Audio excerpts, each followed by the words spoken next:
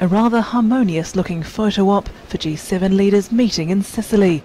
Donald Trump perhaps learnt his lesson a day earlier when this video of him at a NATO family photo in Brussels went viral.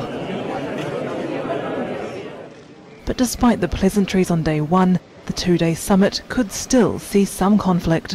What's going to be very interesting about this G7 meeting is the divergence of opinion on so many issues between Donald Trump and his counterparts on the G7, around the G7 table. Climate change and globalization for one. Trump's threatened to pull out of the Paris climate deal, which all G7 members are part of. He's also been critical of free trade, the very foundation of the 7 major industrialized nations. For some, that all points to another major player.